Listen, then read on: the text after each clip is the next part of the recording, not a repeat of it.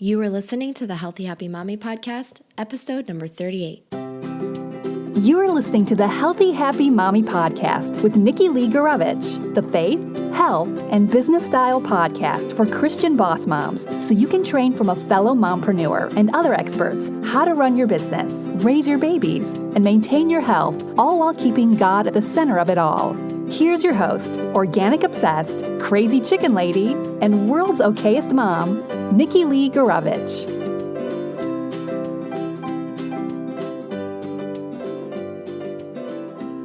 Welcome back to the Healthy Happy Mommy podcast. Today I have Jennifer Scribner. She is a nutritional therapy practitioner, certified GAPS practitioner, and restorative wellness practitioner.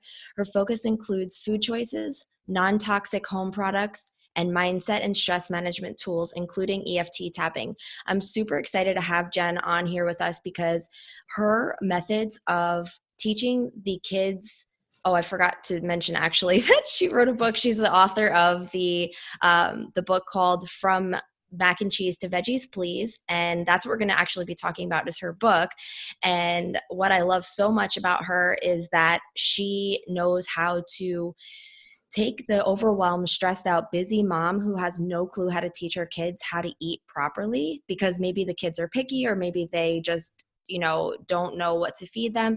And she knows how to break it down into easy, manageable ways to get you to understand not only why eating right is so important, but how to actually do it without overwhelming yourself so much. So welcome, Jen. Thank you so much for being here. Thank you. I'm so excited to talk to a fellow mindset-oriented person. Yes. Well, it's funny how I feel like we're just like brought together, like you just kind of like put it out there and the people who are meant to be in your space gravitate towards you. So I think that's super cool. Everyone listening knows already that I'm super passionate about food and just healing your body with food. As you guys know, I have an autoimmune disorder that's been in remission now for like 2 years. But, I feel that if I was to start visiting the drive-through all the time, that I probably would inflame my body and put myself back into some sort of, state of inflammation and poor health and stuff. So healing your body with food is not only like one and done kind of thing. It's a constant process, and it becomes a lifestyle. It doesn't become like a diet, right? It becomes like something you do over time all throughout your life and becomes the way that you eat, not a diet. So as you guys know, obviously I am all about proper eating, clean eating, whole eating, and getting your family on board. And obviously that's where the brand, The Healthy Happy Mommy, even came up, is that like, you have to teach your kids how to be healthy while you're being healthy, and everything kind of just goes together as one. So Jen, I would love to know how exactly you got into this. I would love to know like a little bit about you. What brought you into this? What gets you excited about this whole thing? Like, because it's a big challenge that you've undertaken. Yeah, so I came to nutrition in a similar way, not with autoimmunity, but I had really bad skin and I was in my 30s and I just got super fed up with having acne. It was really embarrassing to me and I felt way too old for it. And so I started looking at skin healing diets and nutrition, and that's where I really got into clean eating and actual whole foods. I had been vegetarian for many, many years. That turned out to not be appropriate for my body. I didn't have enough protein. I was highly inflamed, like you mentioned. And so that was sort of my personal journey as I started learning it for fun, for personal reasons, and then came across a nutrition program that taught what I was learning on my own and just felt like this is the next step to something. I already had a good career, but I just felt called to do it. And within a couple of the classes, I decided that this was who I was, and I had to do this as a career. And so when I was in school, I heard about the GAPS diet, gut and psychology syndrome, and I took the first training that was available to practitioners in the United States right after I had graduated from nutrition school in 2011.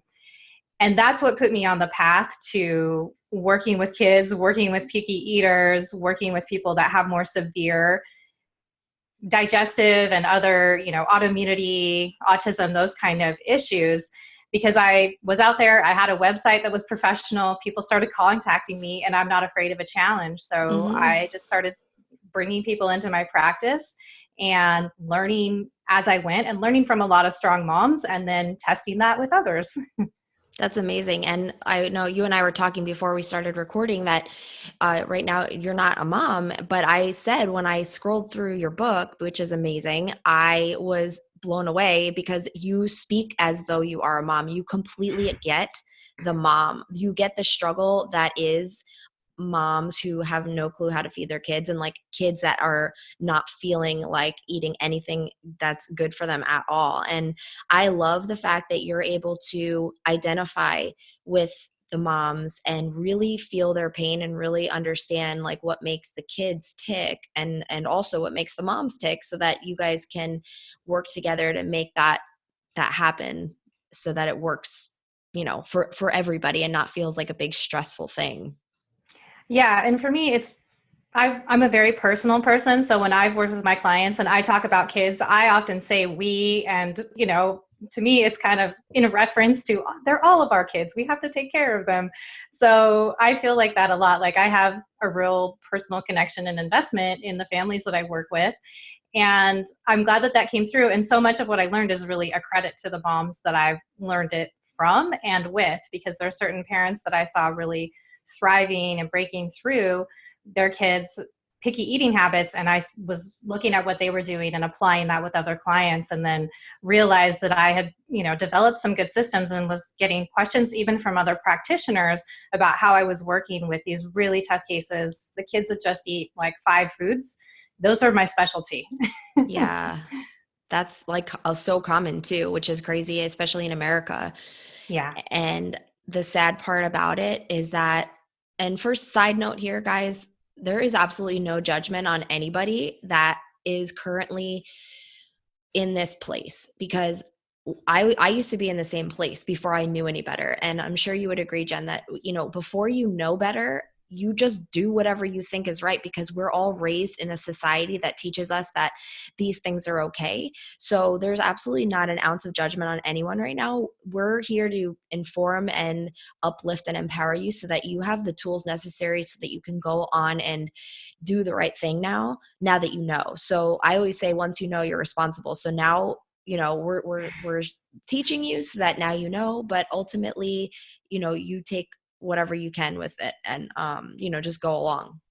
But Yeah. And for me, it's really important to meet people where they're at, and without yeah, judgment there too, because exactly like you say, I was up until my kind of nutritional awakening eating top ramen and macaroni and cheese yeah, multiple days a week into my 30s. I was yeah, a rather picky eater.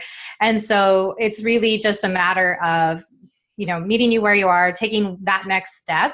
And that's what's most important, is that, you make a plan, you take a step, you take some action on it, because it is a lifestyle. It's not a one-time thing. And I want to take the overwhelm out of these type of changes for people.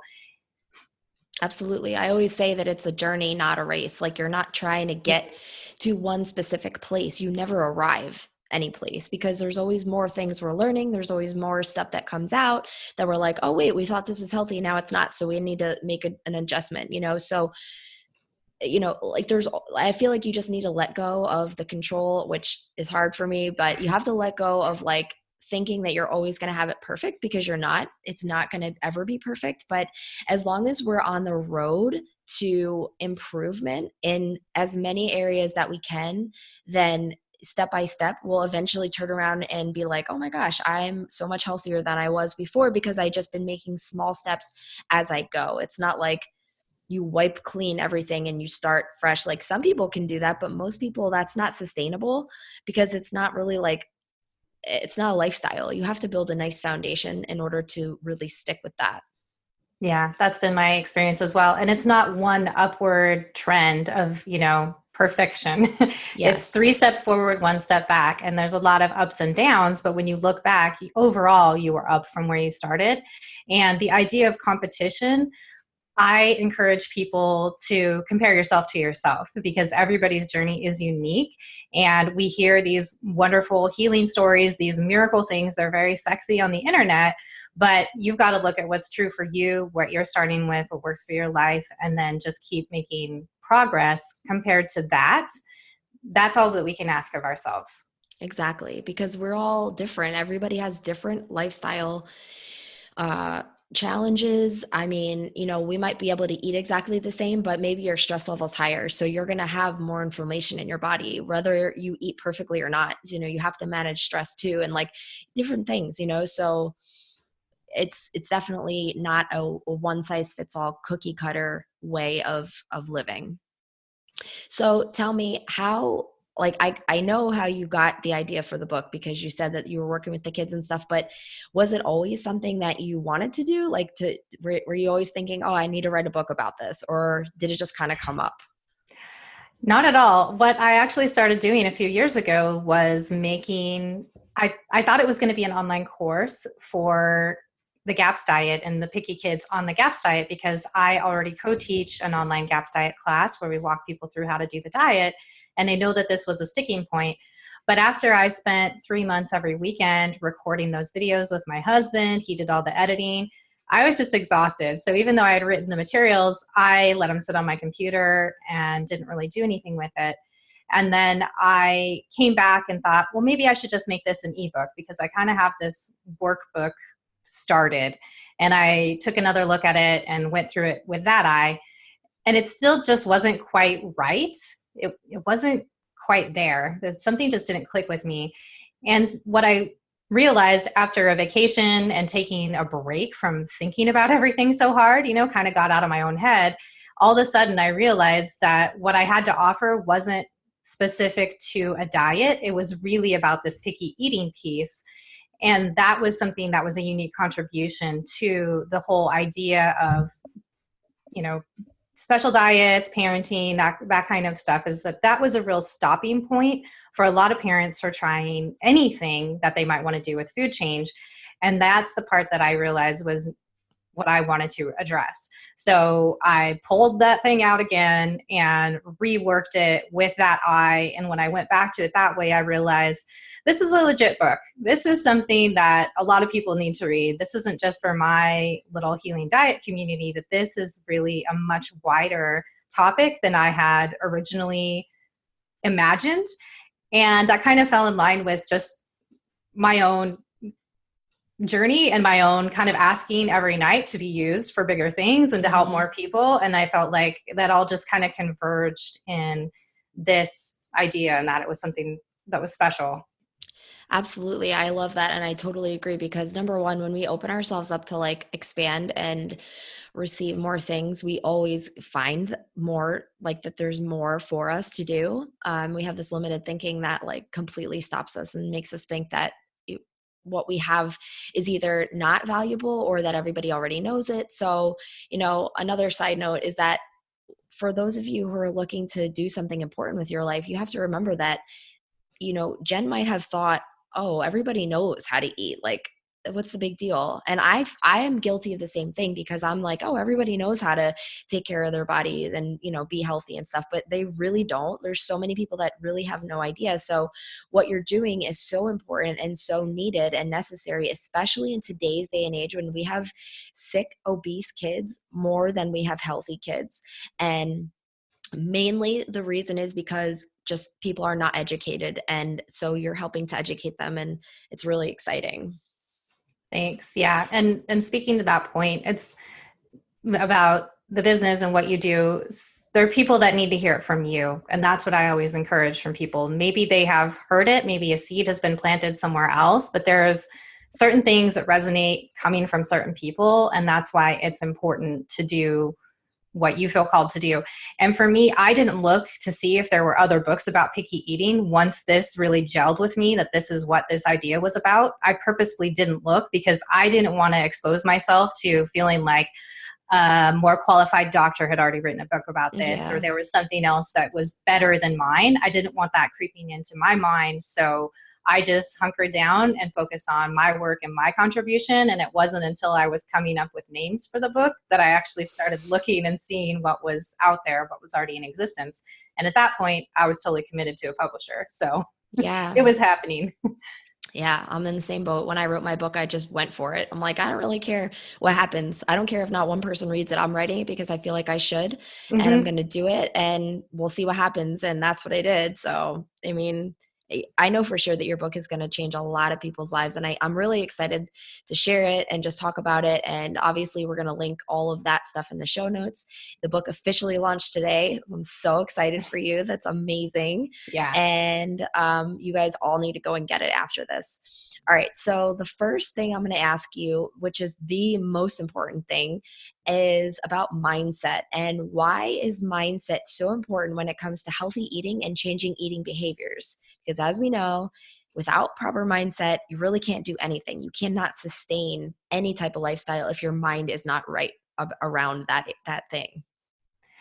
Yeah, and that's why this is an early chapter in the book. Before we choose any methods, take any other preparation, we talk about mindset, because there's challenges when you want to do something different from the norm. Unfortunately, feeding your kids sugar, having treats every day at school, every activity revolving around candy and that kind of stuff is the norm. So when you say, I'm going to do something different with my kids, you're automatically counting yourself out as, an outcast type of person. So we need to build resilience and have it be okay that we are different. So that part's just really important. Even from our families, sometimes you'll get pushback because someone will say, oh, well, you don't want to eat my special holiday cookies anymore. What's wrong with you? They take it very personally. And the thing to realize about nutrition, and what I've come to understand after all these years of working with people, is that other people's judgments are about them. They're not about you. Often when you change, that's prompting them to see in themselves something that they're afraid to change, maybe something they think that they should do, but they don't want to because they're into their sugar addiction. And so you making a change is uncomfortable for them for their own reasons, not about you. And particularly when you're doing something that is building your health and building your family's health, nobody can have a negative judgment about that truly. So there's something else going on, and just to know that. And when you get your mindset right and you are confident in the choices that you're making, the direction that you're going, other people will respond to that energy and they will respect your choices a lot more than if you feel a little sheepish or a little shy about telling them. So it's really important to be confident yourself. And then the other side of mindset when working with your kids is, if you're making a dramatic change, if you're going sugar-free, if you're cutting out gluten, and this is going to be way different, they're not going to be happy about it. And that has to be okay. Yeah. And it's really important for you to be calm and to just be the person who's enforcing these new rules, and to not take it personal that your kids are upset. They might fight you in the beginning. They may refuse to eat. They might throw a tantrum. They can be really upset, but you've got to just be able to weather that storm and say, this is the way it is. And again, embody that energy, because they're going to respond to you as well. When you're calm, they're going to realize a lot sooner that this is the way it is, and I need to get with this new program. This isn't a battle that's going on, that your kids are fighting you, but you're not fighting back. And another thing I talk about is just having a support system. So everyone in your household being on the same page, other people, someone outside your household, that if your kid's really throwing that tantrum at the end of the night, you need to call someone and cry on the phone. You have that person, phone a friend is ready, and that they understand why you're doing this and what the bigger reasoning is, because you don't want anybody in your life who's going to say, well, you should just give up. You should just quit. When you've made a firm decision, it's something you really value. You need to make sure the people around you are supportive of that as well. And husbands too, obviously, because when I changed everything, my husband was like, what is happening right now? Yeah. There's a section in my book that's what dads need to know. And it's really about what those other household members need to know, because sometimes it's dad that originate this, but most of the times it's been moms. And so there's sort of a cliff notes for them to understand why this is happening. And if your husband is not on board, wait until he's on board. Find a way to get him on board, because when the kids sense that there is if you're not unified in this decision, they will play on whichever one they think will give them the treat, will give into what they want, will do something behind the other parent's back. And it creates a whole mess of problems. So it's so important to be unified with these changes. Yeah. And I think there's a couple of points I want to make on that. Number one is, as far as mindset goes, for me, especially because I'm currently living that exact situation in my life. Like my kids do not eat certain things, and I have to fight the battle at school with, I'm not going to feed him the stuff that you want to feed him. I mean, my son has a nut allergy, so luckily I have a pass, because they automatically allow me to send whatever I want. But same with like family members who want to feed him all the sugar, and I'm like, no, I don't want him to eat that stuff. And like, I have to battle that. But what has helped me the most is that, number one, I know why I'm doing this. You have to know what the food is actually going to do to your body if you eat it. That is so important, because when you know something, like you have a reason, then it fuels you. It fuels you to keep going, because like, I know for sure that artificial colors and artificial flavors and that kind of stuff are carcinogens. I don't want my son eating them, because they can cause cancer. That's the reason. It's not because I heard that they're bad. Like, I know why. So I kind of have that fuel in my tool belt to fight myself when I'm tempted, or when somebody else wants me to like kind of roll over and give in. I can say no, because I feel very strongly about this. And the other thing is, I tell my son why I don't want him to eat this. And so I give him knowledge about, mommy is not trying to be mean. I want you to be healthy. Here's why. This food could make you sick in this way. This food could do this to you, and mommy doesn't want you to be sick. Do you know why you're always healthy? It's because you don't eat da da da da da da da. So like, I give him that kind of information so that he understands, and it's not just like, well, we're just deprived in our house.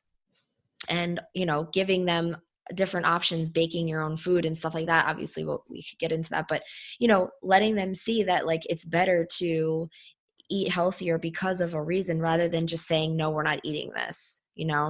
Yeah. And that's something else I address in the book, especially with kids as they're getting a little bit older. But, with my training, we really talk about how food makes you feel, how, in all different aspects. What's your energy like? What's your mood like? How's your sleep? And so helping your kids understand that at the appropriate level that they are developmentally, how you can talk about that with them, so that they can make their own choices when you're not around as well. Yeah. Because if you're just the strict parent that's not letting them do that for no reason, then the tendency is to want to rebel against that later. But if we can help them internalize, I ate a basket full of Easter candy, and then I threw this tantrum, and then I was really embarrassed, and then, or I wet the bed that night or something like that. Like, some of those things can be triggered physically as well. That helps them make better choices for themselves when we're not around. Yeah, you're 100% right. That actually happened with me, because I also don't believe in being so strict that he can never have anything. So like, 98% of his diet is what I feed him and what I choose for him. But if he's at a birthday party and he can have a cupcake, like, I'm not going to be a crazy person. I'm going to let him live also. But what's funny is that he's only 7, and if he has something that's too sugary, he knows immediately. He's like, mommy, this is too sugary. I don't want to eat this, because he's not used to it. And he might say, oh, I have a headache. I'm like, I just want to tell you that it's because you had all that sugar. Like, I let you have it so that you could see, and so you could make your choice. But now you know that this is what happened because you had it. And next time, maybe you won't make the same decision, but I wanted you to try it, because now you know. Because also, I'm sure the more your mom tells you not to do something, the more you want to go and do it. So, you let him have an inch, see what he does with it, and then say, okay, well, mom was right, because now I don't like this sweet. It's too sugary, or I have a headache or a stomach ache or whatever. And that's why I think that conversation is so important, the why, because when Yeah. things are off limits, like I had certain things like that, like my grandmother had little mini marshmallows and I could have a few. And when I got older, I just wanted to eat tons and tons of them because I was limited and I didn't really understand the reasoning behind that. It just always seemed like a restriction to me. Yeah. And so I went crazy with those. Yeah. Yeah. Same. Yeah. I totally get it. All right. So you mentioned that picky eating might actually not be a phase. I didn't even know that that's a thing. So tell us a little bit about why it might not be a phase. So this is the part of the book I think is going to be eye-opening to a lot of people because there's physiological reasons that we're picky. And some of that can do with the gut flora, and that especially with the carbohydrate and the sugar cravings, that there's certain imbalances of gut flora that they want us to crave those things. It's not even us. Like if you've ever had that feeling when you're binging on something sweet and sugary and you're not enjoying it anymore and you don't know why you're doing it and you want to stop, that's your microbes. That is not you wanting that. That's something else inside you that's physiologically imbalanced. So that's one reason there. And if that goes on, that doesn't necessarily stop. Like we can be sugar addicts our entire lives, as we see with most of our culture now. There's also some other physiological things like tongue tie or lip tie or problems with sores in the mouth that kids, if they have illnesses especially, can suffer with, that make foods taste weird to them, that make them have sensory issues with textures or colors. And it's really about that communication between the mouth and the chemical signals that are being sent to the brain. So foods aren't perceived by them the way that they are by those of us that have normal function and normal neurotypical brains. And that's something that doesn't change on its own either. When we have a brain that's clogged with toxicity, that's kind of hopped up on different food chemicals, we need to detox that stuff from the brain so that these signals can be sent that allows us to even like natural foods and to break that addiction with their kind of chemical, I don't know, I imagine it just like the brain's like lighting up and firing up all at once from all this overstimulation. And we have to unwind that as well. And that takes nutrition. So with detoxification, that's a nutritionally based process. There are nutrients we need to do that. And when we start getting our kids better nourished, that can happen in the brain. We don't have to do some special detox diet necessarily. It's a matter of the nourishment is there to help run these different reactions that should be happening all the time. I know a couple of people who have autistic children that have a lot of sensory issues with food. Do you work with people like that? Yeah. That's and have you found that you're able to have success with them? Yeah. And that's something I outlined some different strategies within the book, depending on if kids are verbal, nonverbal, what the sensory issues are, the age. And that is one thing. And you'll see autism recovery stories where kids will talk about the things they thought about food before. Like there was one kid who they had chickens and he saw the chickens eating bugs. And so he didn't eat eggs because he thought that they were filled with bugs. Oh. And so it's completely logical, but he couldn't communicate that in the midst of his autism when he wasn't really verbal. And once he recovered, he was able to explain that this is what he thought. Oh. And that was why he had an aversion to eggs. It wasn't about the taste. It wasn't about rebelling against anything. So that just makes me wonder so much about the sensory type stuff. And there are different food and like feeding strategies that can go along with healing foods that you're choosing. And sometimes those need to be paired together, and you can work with an occupational therapist or a feeding therapist to get different foods in that are healthier but are of the textures that they're working on. And my book doesn't talk about that so much, but there's a lot of strategies to deal with sensory stuff that can be, smelling a food, putting one, a drop on the lips, and they don't have to taste it, but it's there. So you can work through those things really slowly, but a lot of that comes back to the neurological issues. And when we get the nourishment in, those start recovering as well. Yeah. That's awesome. And it's very fascinating. So I'm sure a lot of moms right now are like feeling excited and maybe like a little less overwhelmed about eating issues. I know if I was in this situation, I would be like, oh my gosh, I can't wait to get this book and like start reading it, because it's so overwhelming. You don't know where to start. So speaking of moms, what about the busy mom? Because I already know I have some people right now rolling their eyes saying, yeah, real good. It must be nice if all I have to do is sit home and cook meals all day and fight with my kids about what to eat. But I have a full-time job, or I run a business and I don't have time. I need quick, fast. I need stuff that I can microwave, something that comes out of the freezer. I just need quick, because in my lifestyle, I don't have time. So what would you say to the busy mom that wants to change her eating habits and her kids' eating habits? How can she manage this? There's a couple of things there. So one is, if you have a child that is sick or has special needs, and that's sort of a trap of thinking, because the time that you invest in changing a diet, especially if it needs a dramatic change, really pays off in the future. So if your child's on the autism spectrum or has another issue like that, you're spending time at therapies, you're going to special schools, you're spending money on things, you're probably already making extra meals because your kids are not eating what the rest of your family is eating. So when you invest the time up front to get everybody on the same page, that makes your life so much easier and simpler in the long run, and does save you time, but it takes that investment up front. So I have a few different strategies that I recommend in my book. One is that you can back into a diet. And so that is, I just want to add some healthier things in. You choose your foods and how can we work them in? So that may be just swapping out a different, one freezer meal for another, adding, a handful of vegetables to something that maybe you weren't doing already. So that is just small changes over time, and you kind of, get there in the long run, but it doesn't happen overnight. For people who are dealing with more severe picky eating, there's also the ABA approach, so like the applied behavior analysis, where you are giving a reward for eating the new thing. And people can use a variety of these things too. So you can still be busy and you can say, all right, having the 2 bites of broccoli, and then you get whatever, a bite of your favorite thing. So there's that method. And then there's also when you're dealing with something really severe and you do want to put the time into it, I have the cold turkey method, which is we make a plan. We say these are the only foods we're eating after this date, and then we just do it. And that's the kind of thing where you've got to have a week off of work. It needs to be all hands on deck, because there will be fasting. Your kids are, not going to eat for a while because they're going to try to break you down. And they won't die. Side note. They won't die. Yes.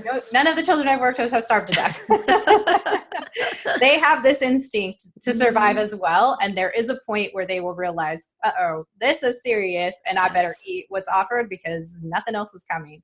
Exactly. So that is the most intensive. And that's not one that you're going to do while your kids are at school during the day or at daycare or something. That takes a real intensive focus. But for a lot of it, it's just a matter of figuring out what foods you want to bring in and making some swaps. And maybe you do have some boundaries that you're drawing around what happens at an after school program or what happens at a daycare. But maybe what you're really doing is changing what happens at home, and you're letting things slide when they're out and about. It just depends on your lifestyle and how much of your lifestyle is eating out, for instance, versus making things at home. And some of it is the stuff like learning cooking and throwing something in the Instant Pot that takes 15 minutes to cook. That can be just as quick as driving through. Yeah, that's what I was going to say. Like, people can prep their food in the crock pot the morning of, or the Instant Pot, which I have the Instant Pot and I'm like obsessed with it. Or like you said, there are healthier frozen options. You could get the frozen vegetables or the frozen whatever. I mean, there are definitely healthier options out there, especially now that everybody's becoming more like aware of the importance of organic and non-GMO and like, no artificial things. So there are definitely ways that the busy mom can begin a healthier lifestyle, because I'm busy. I work a full-time job and I have to come home and cook dinner every day. And if I can do it, you can do it too. So I think a lot of it, I'm sure you would agree, is just an excuse that it's like, well, I don't know. So if I ignore the elephant in the room, it will go away. It's like, well, if I allow myself to keep not knowing what to do, then it's okay that I keep on this path. So we're calling you out, ladies. Now that you know, it's going to be time to start making changes because your kids need you. You know, you have got to be the example. If you're the only example that they ever have for health, then, you know, you're setting them up for failure or success. It's just plain and simple. And you do have a big influence over your kids because most of what they eat is, when they're young at least, is at home, or it is things that you are preparing or okaying. So you really have so much influence, and it's a matter of getting over that overwhelm. And that's part of what I try to do with the book and talking about the mindset and making a plan so that you're not just throwing things at the wall and deciding one day, oh, we're going to try this, and then it doesn't work out, but really thinking through what your goal is, what you want to achieve, and not putting pressure on yourself that you have to do it tomorrow, but that there is a way to make these changes. And there is so much more readily available, even than when I started my practice, that you can purchase. You know, there's so many paleo foods. There's so many organic processed foods now that, it'd be even better to have, you know, everything homemade from the garden out back. But this is such a step up from what most of us have been eating with, you know, driving through or highly processed foods and, you know, the top ramen I was eating for years. Yeah. You can get a lot healthier top ramen. Yeah, exactly. Actually, they have organic ramen now without like any of the sodium and stuff. And, you know, it's crazy, but you're right. Like if you have to go the processed route, you absolutely can do so without sacrificing your health, because really, I mean, most of our food is processed, so we can't avoid it forever, you know, but I always say just better choices. You don't have to be perfect. You're never going to be perfect, but try to always make the better choice than you were, because then you build on that and you get better as you go. Yeah. So what about supplements? Because I have a lot of people that ask me, Nikki Lee, should I be taking supplements? What kind of vitamins do I need? You know, what do my kids need to take? And I always say, you know, the best supplement is obviously getting your vitamins and minerals from food, because that is how we're designed and that's how food is designed. But how do we know if we don't need supplements, or if we do, or if we do, which ones should we be taking? That's a great question. And with my background as a GAPS practitioner, we really focus on food first and helping the body make the most of food. So that's my primary thing that I talk about in the book, is how can we support digestion? So if we are changing our kids' diets and we're seeing that they're constipated or that they just, you know, feel sick after eating fats, what supplements or supplemental foods can we add to that to up level their digestion and help them make the most of what we're getting? So I'm very much food first. And beyond that, if somebody wants to do like a multivitamin or they want to add in extra, I have a strong preference that it be food-based. So food form of supplements. Okay. I agree with you completely, because supplements have a ton of fillers in them and we don't even know if they're working, because they're full of whatever, God knows what, all kinds of oils and soy and everything that you can imagine. So I am with you 100%. And like the body we were evolved to actually taste the food and let it like process in our mouth and our tongue, and like our tongue is supposed to taste it, and then it like processes in our bodies better. It's different than swallowing a pill. It doesn't have the same chemical reaction that it would if you chewed it and tasted it and allowed it to like become part of your body. Yeah. And there's a synergy in food, and we don't have it all figured out. They're still discovering antioxidants and other phytonutrients, and they aren't all encapsulated. So when we're eating the food, even though our food isn't as nutritious as it may have been 100 years ago, we're still getting that synergy within whole food, especially. Yeah, exactly. All right. So the last thing I just want you to touch on is some practical steps. I know we talked a little bit about practical steps, but talk to me as though I'm a mom that is really wanting to get started, but I'm kind of busy. I'm a little overwhelmed. What are like maybe a couple things that I can do right off the bat that will make me feel like I'm kind of working towards this, but with the ability to learn as I go as well? I would say choose either something you want to swap out. So if you're interested in starting a gluten-free diet, for example, what can you switch out? that's a really easy thing. You buy something different at the store and you're changing a little bit. I'm also a big fan of adding things before we subtract anything. So are there some foods that are missing from your kids' diet that you want to bring in more? Is that vegetables? Is that more meat because your kids don't really eat meat? And how can you bring that in? Is there a creative way that they need to be made? Does it need to be their kind of favorite food once a week if there's a certain preparation that they'll eat of something? And how can you sneak it in? I mean, that's another thing that I talk about even in the back of the book is my child won't eat blah, blah, blah. How can we bring those things in? If you have a kid who really likes smoothies, how can you bring more nutrition into a smoothie? Can you add a handful of spinach? Can you can you switch out from sweet yogurt to a full fat plain yogurt so they're not getting so much sugar, and then add some natural fruit? Those kind of little changes are very manageable. And it really depends on where you're starting from, though, and what it is that you want to work with your kids. So if they have some digestive problems, that might look different. Maybe you want to add probiotic foods. If it's just we're eating too much sugar, maybe you want to, shift into other satisfying meals and have less treats. And maybe you want to negotiate that with your family and say, this is what we're going to do going forward. So what are your priorities, and what would be the first way that you can address that? I 100% agree. And I'm preaching to the choir over here about the smoothies because that's how I started everything. Because when you don't know how to make stuff, smoothies are the easiest way to hide everything. I hide everything in a smoothie. I hide avocado, I hide spinach, flaxseed, all the gross things that they would never ever eat in their life, and it goes right into a smoothie. And I make it chocolate with some maca powder, and maybe I sweeten it with honey or like some strawberries or something like that, and they think it's a chocolate milkshake. And I'm like, win for mom, because you're eating all kinds of nutrition and you have no clue. So I would definitely say that that is a huge one for you moms listening who don't know how the heck they're going to get anything nutritional in their kids' bodies. Do a smoothie, or even like pancakes. You can sneak stuff into pancakes and still make them taste good.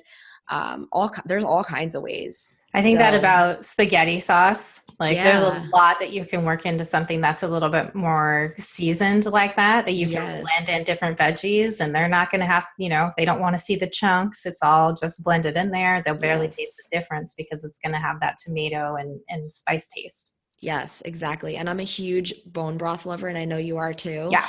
And I am always telling people bone broth, bone broth, bone broth till you die. Do not stop. Always be having it. But my kid will not drink bone broth to save his life. So I force him, quite frankly, because we got it like that right now. I'm already on. He knows that he's just going to have to do it. But before he wasn't doing it, I would cook with it. So like you mentioned in your book, cook your vegetables in the bone broth, cook your meats in the bone broth, cook your rice and stuff like that in bone broth, put that in the crock pot and simmer everything. And this way they're still getting those nutrients without drinking it because they think it's gross. So that's my heating liquid.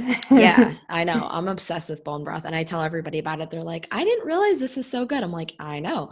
We have it every day. Yeah, it's the best. And it will keep you looking young, feeling young, and healthy, and all the things. Everyone's like, wow, I didn't realize it does all this stuff. I'm like, yes, you need it. It makes your belly feel so good. I know. It's I'm just obsessed. when we think of sick food, that was what it was based on, a chicken noodle soup or something like that. It was the chicken and the bones that made the broth. Exactly. That was so soothing to our digestion. So exactly. And that's why everyone's like, oh yeah, that makes sense. That's why chicken noodle soup is what you're supposed to have when you're sick. I'm like, yeah.